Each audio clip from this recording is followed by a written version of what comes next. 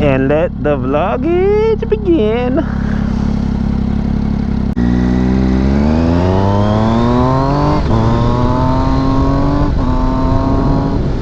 Hi, I'm Chad, and welcome to Virtual Reality. I like to start my vlogs in virtual reality because it is a place where we can go fast. So without further ado, let us go fast.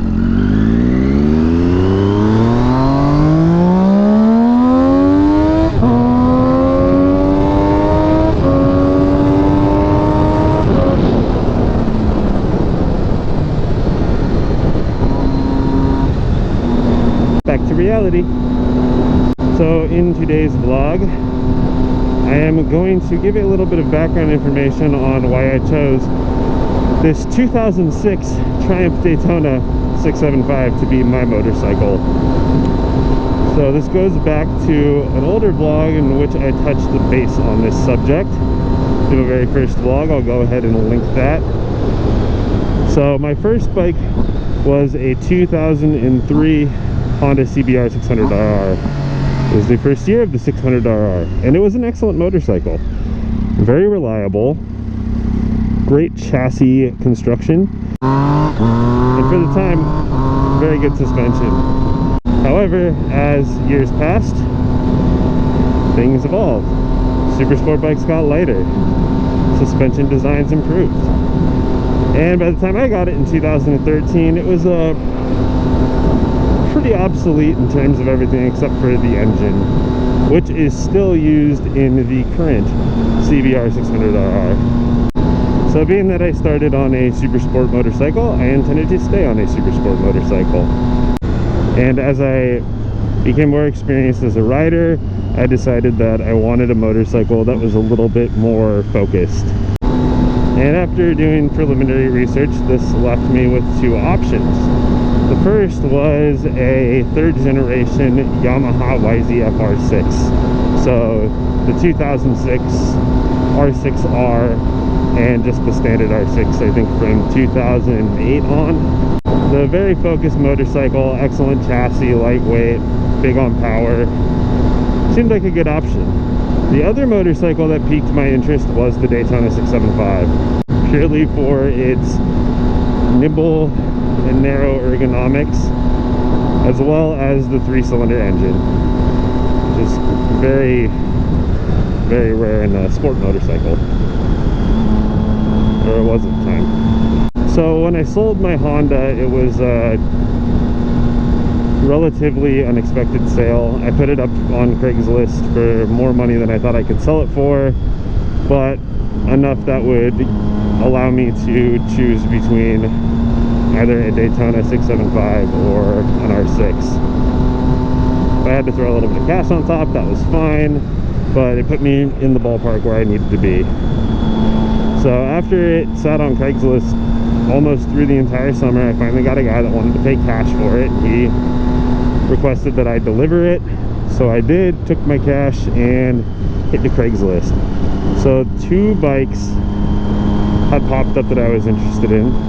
One was a 2007 R6. I think it had about 20,000 miles. It had been dropped on one side, but had clean title and seemed like it was probably okay maintained. The other option was, you guessed it, a red Triumph Daytona 675.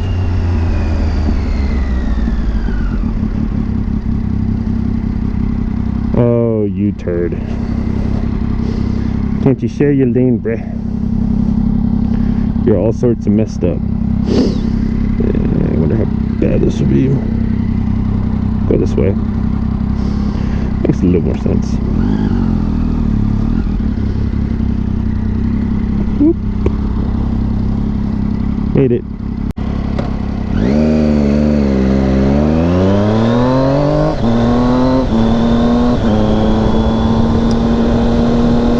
The R6 was located in Carson, and I texted the guy immediately and was like, hey yo dog, do you still has the motorcycle?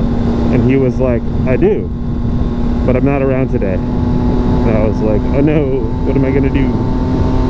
So then I texted the guy with the Triumph, and he said he still had it and that I could come check it out the next day, and I was like, all right, that's a plan.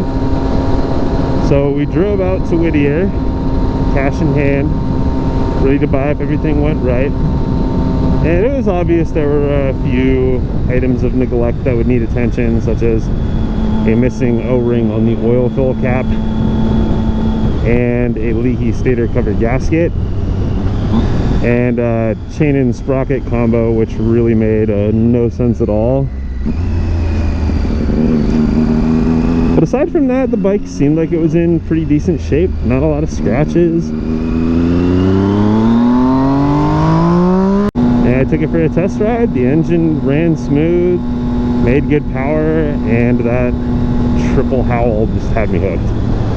I gave Zissur my $4,000 in cash and rode this home. 20,000 miles on it at the time. I'm, I think, a little over 32,000 right now, so I have definitely made friends with this motorcycle. She's a good girl.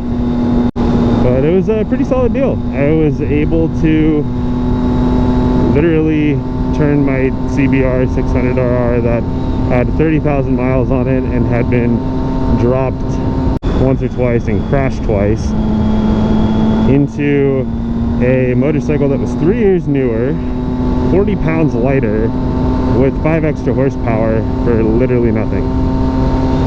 And sure, I did have to replace the chain and sprockets and fix the stator cover gasket and buy some aftermarket parts to get it how I wanted, such as rear sets for GP shift and a taller windscreen, because the stock one was a double bubble, but it was black and I'm not about that life. Anyways, after all that stuff was done, I really wasn't sure what my plan was with the bike. I had bought it potentially to flip it because I had gotten it for so little. And I took it to Chuckwalla a couple times, ended up dumping it one of those times, and shelled out a bunch of money to get my fairings repainted and to get a new gas tank.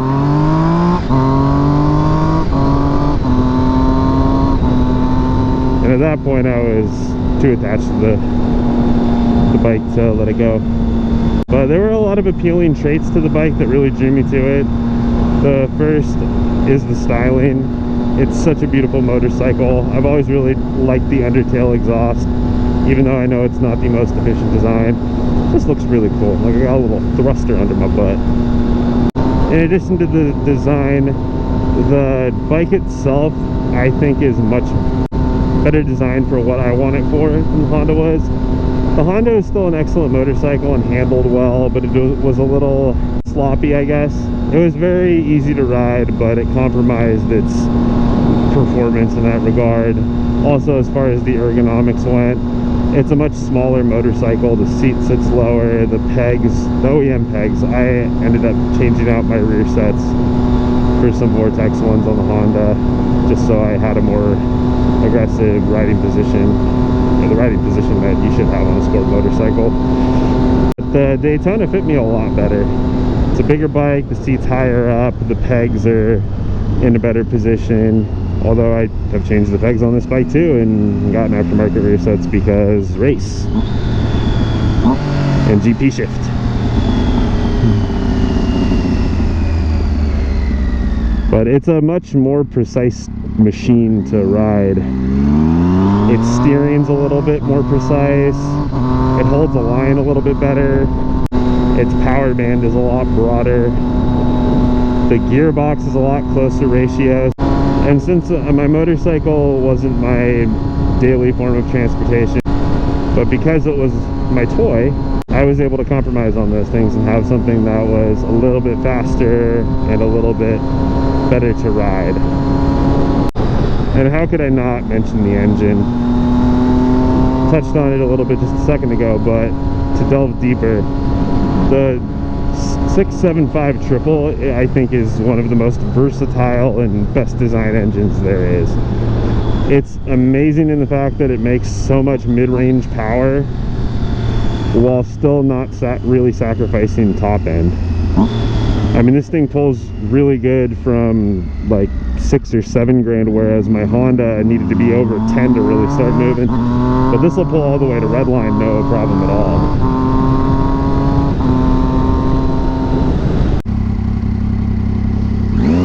All in all, though, I think what sold me on the bike most was the sound.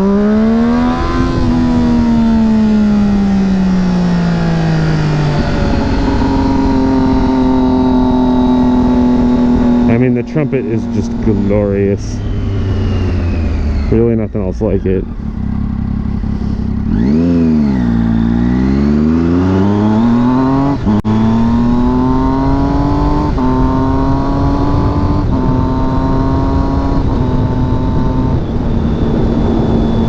And it's a motorcycle with a lot of character, which was always something I kind of felt like my Honda lacked. So it makes for a much more involving and exciting riding experience, in my opinion. With that said, I think it is time to conclude today's video. Please like, comment, and subscribe. I'm very good about responding to any comments or questions. If you have any topics that you think would make for a good video, let me know. I'll make them. Until next time, folks, ride safe. Later.